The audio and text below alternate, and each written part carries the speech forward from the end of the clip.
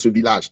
Ils ne connaissent pas l'État. Pour expliquer, un temps soit peu, voilà, ce qui se passe comme révolution au Burkina en son temps, voilà. Il y a une raison parce que c'est comme ça les Occidentaux procèdent toujours.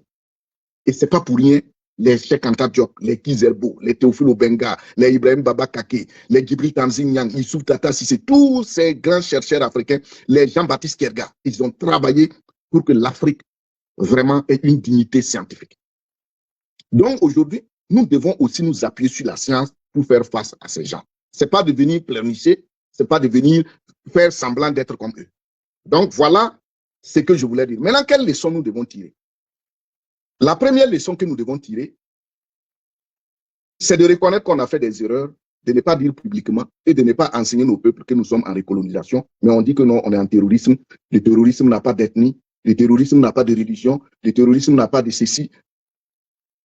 On se trompe. Et j'espère qu'à la fin de cette guerre, on ira à une conférence nationale où on mettra les points sur les i. Parce qu'on a raté la première, on a raté la deuxième, la première qui était avec Nazi Bouré. Avant d'aller aux indépendances, on doit réfléchir. On a raté ça.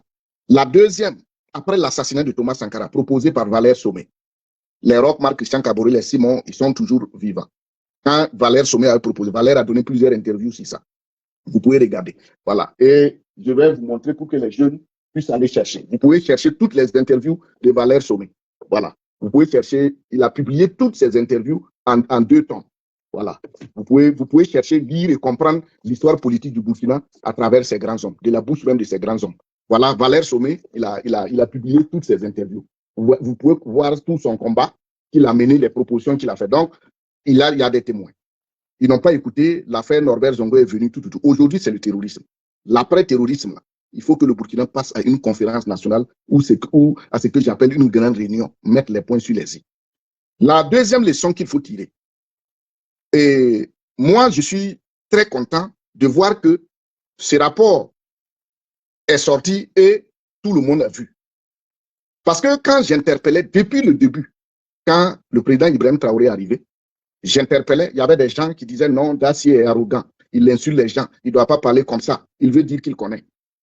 Aujourd'hui, si on n'avait pas mis la pression et que si nos 3 chefs d'État de l'AES n'avaient pas quitté la CPI, et entre parenthèses, quand ils quittaient la CPI, ils ont fait encore cette grosse erreur d'aller créer quoi pour les droits humains. C'est le complexe de nos chefs d'État africains. Il faut leur dire la vérité. Les chefs d'État de l'AES ont quelque part un complexe. Vous ne pouvez pas, dans cet espace-là, aller créer des... Juger quelqu'un, quel que soit le crime, on peut le juger. Mais pourquoi aller créer des cours, soi-disant droits humains? Ils ont quitté la CPI, ils sont allés, ils ont créé leurs propres cours. Voilà les erreurs qu'il ne faut pas faire. Il ne faut pas copier les gens. Vous avez vos propres valeurs. Et regardez aujourd'hui, si le président Ibrahim Traoré n'avait pas eu en tout cas cette intelligence, ce courage politique, de changer le ministère des humanitaires et le ministère des droits de l'homme, regardez la honte. On vous parlait de ça depuis. Il faut que vous conceptualisez les choses par vous-même. Les gens n'ont pas voulu écouter. Quand on parlait, on croit que non, c'est le dénigrement. Non, c'est de notre devoir de donner la science, de donner les idées. Vous les appliquez, vous ne les appliquez pas, l'histoire nous jugera. Voilà aujourd'hui. Donc moi, je suis très content.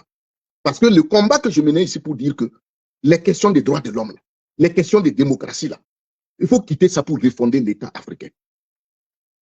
Il faut quitter ça. Ces États qu'on a aujourd'hui, c'est les frontières issues de la conférence de Berlin. Ça n'engage pas nos peuples. Ça ne nous engage pas. C'est à travers notre intelligence, la connaissance de notre histoire, qu'on doit comprendre que non, les frontières là, ça ne nous engage pas. On ne peut pas avoir un ministre